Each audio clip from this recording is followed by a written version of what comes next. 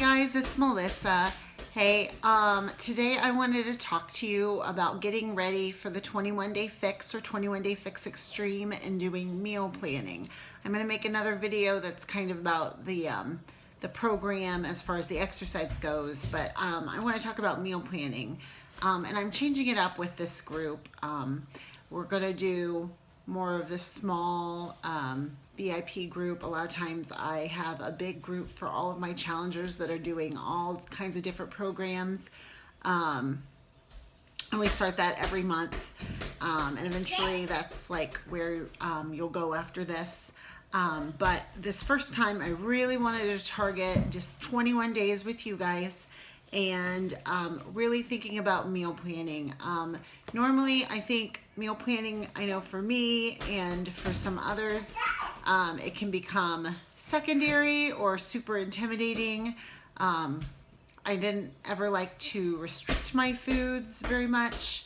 When I was in college and high school, I ate really horribly as far as like super restrictive, like I was super scared of eating fats, and would actually do some binging and purging that wasn't healthy. So I never wanted to have a restrictive meal plan.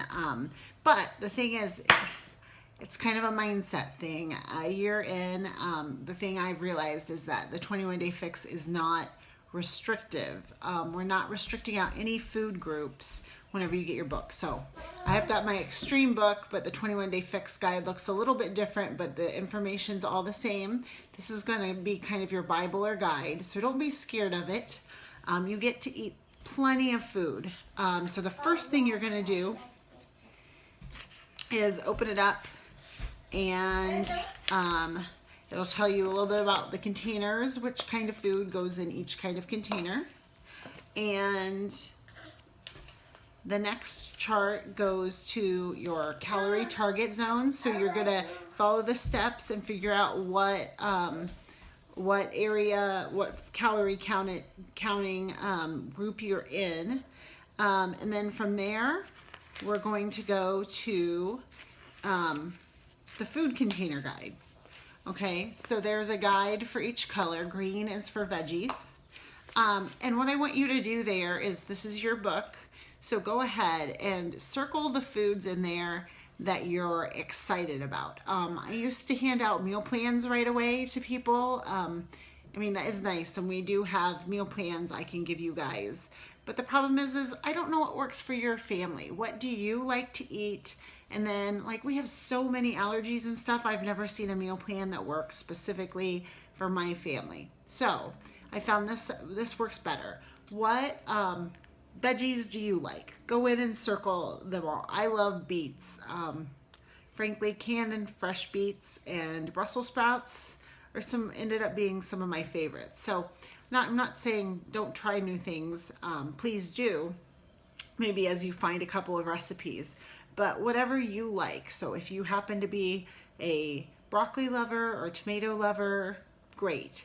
Circle those things, because we're going to work off things you love rather than making you try a whole bunch of new recipes that you're not excited about. Same thing. So you go through fruits,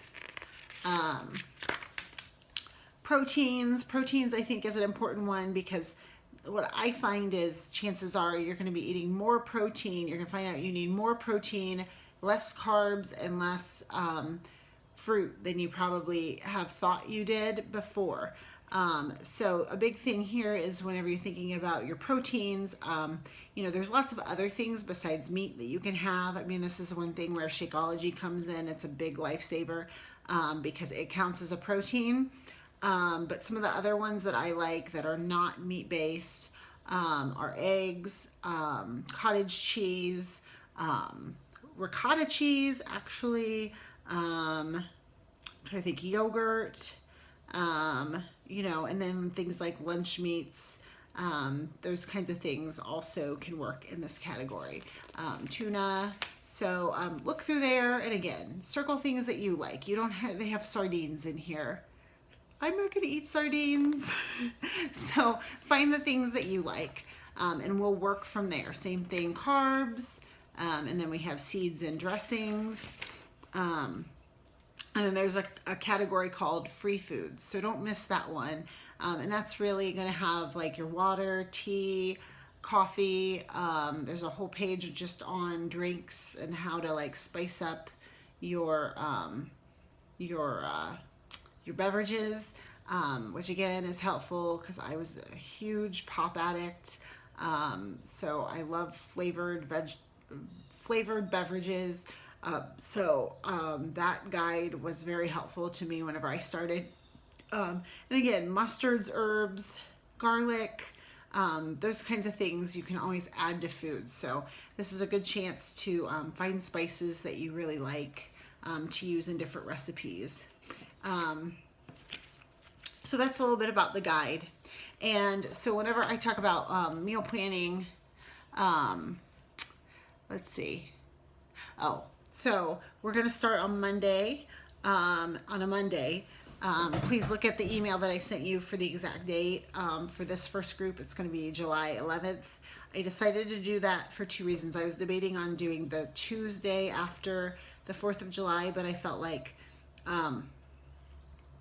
it would rush the meal planning piece. I'd rather have you have a week here or so to kind of really think through the meal planning, digest that piece, come up and ask questions about recipes if you do have questions, and let's make it work for you. So meal planning, prepping on Friday, Saturday, or Sunday, and then we start on Monday. So with the 21-day fix, it's 3 weeks. So if you do your meal planning and prep on the weekend, you just have to do 3 times for the round. So it's not that much. And then, and you can do this now. You don't have to wait till the exact meal planning day or do it right after the 4th of July. Get rid of the crap. I don't know, whatever are the triggers in your house, and maybe over the next week you can kind of just be aware of like what foods does the rest of your family eat that just you cannot have in the house. For me, it's sweet cereal is one thing. Like my son, last week it was his birthday, and I bought him some Finding Dory cereal with marshmallows. Okay, we haven't had marshmallow cereal because I knew it's kind of like something that I just cannot not have. And you know what? I had it. I had like 2 bowls like at 11 o'clock at night on 2 different nights. And then I just said, nope, it's not worth it. We are not having that kind of stuff in the house. Or if there's a special occasion, let him have it that day. And then it's like, boom, out of the house. But so whenever you're doing meal prep, oh, baby down. Oh, baby down. Oh.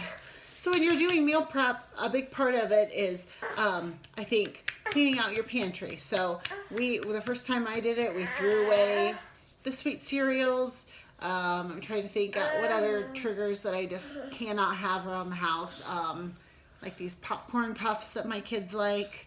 If mommy's gonna eat them and it ruins her meal plan and makes her feel yucky, then it just isn't going to be in the house. There's other things that they like that I don't care about, like shredded, what do they like? Frosted shredded wheat. I won't eat frosted shredded wheat, so that's not a big deal. Pretzels, chips. For me, salty foods aren't a big problem, so if we have some salty snacks around the house for the kids to eat, no problem. But just don't set yourself up for fail. You just have to be honest with your family about, if you can't have Oreos in the house, you can't have Oreos in the house. They can eat Oreos other places. There's plenty of other things that your family can eat and enjoy that doesn't put you in an awkward situation. So that's one thing. Get rid of the crap. Coconut and almond milk, unsweetened, will be freebies for your Shakeology. I also have used flaxseed milk, so just depending on allergies in your family, I do coconut and flaxseed because almonds and nuts are allergens in my family, which is a challenge whenever you're doing clean eating because a lot of people use a lot of nut products, and we just don't. And for a long time I thought I couldn't meal prep, I couldn't eat clean because I couldn't eat nuts. But it's not true. We can work around any kind of allergy or obstacle that you see. Just talk to me about it and we'll get you there. Snack baggies. Woo. So we use a lot of these little snack bags. I use them for the kids' lunches, and I actually partition their snacks out a lot too. I just find it keeps down on the mess for pretzels and stuff. So whenever I started bagging up my snacks, I started bagging up theirs too. But you can measure out your container. You just get one of each of the containers in the in the program. And I've had some people be like, oh, I need more containers. But you don't. What you do is you get out your baggies, you put your carrots or peppers or whatever, whenever you're doing veggie snacks in here, and then you dump them in the bag. Stick them up in a special shelf of your fridge that are like all mommy's snacks, and then you can just go and get them the rest of the week.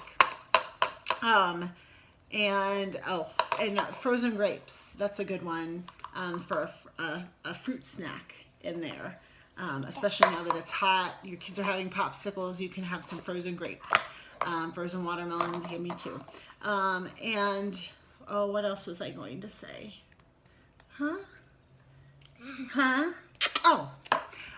Dinner. So what I do whenever I'm planning the meal, rather than just letting it go on throughout the day, pick the meal that you are having with other people and want to eat the same things that they eat. Normally at my house it's dinner. We all eat dinner together. So plan that for the week first. So what I do is I lay out what we're going to have for dinner every night.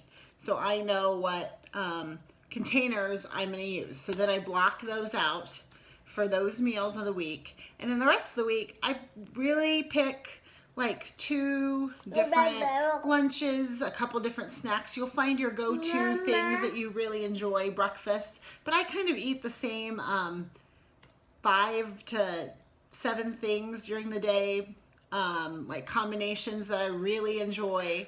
I don't bother with things that I don't really enjoy.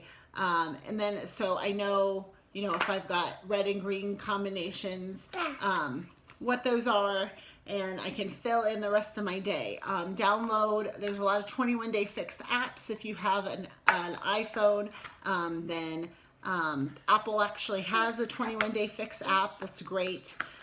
That's made by Beachbody. But that way you can just go in and you say, oh, I had a red and green for breakfast, click. And if you check in a couple times a day, that'll help. And then sweeteners is the last thing I was going to talk about, which is on freebies. Stevia is kind of the way to go. I've done the little stevia drops. I do keep some little stevia packets in the house that you can put in your car and stuff, so you've got an option for whenever you're out and about and get coffee or tea or something like that. Something else I like a lot are the little flavored water drops. Let me see if I've got one in my purse here. I do. Sorry, the tag, but I keep that in my purse. So like, again, because I'm a big flavored beverage person, so if I'm out and about and like really feeling like, oh my gosh, I don't really want to get a pop or a juice or something like that, I can get an ice water, boom, put a little bit of that in, and it really helps. Okay, so we are going to have so much fun, and you guys are going to rock this group. The meal plan is such a wonderful thing. I really opened up my eyes to, I wasn't eating enough of the right things, and I was eating too much of the wrong things, even though they were healthy. So learning that ratio is really going to give you a peace of mind, and I'm going to be so excited to see your results here over the next 21 days. So just reach out and ask any questions that you have. Sorry this video got really long, and let's get going. Thanks guys, bye.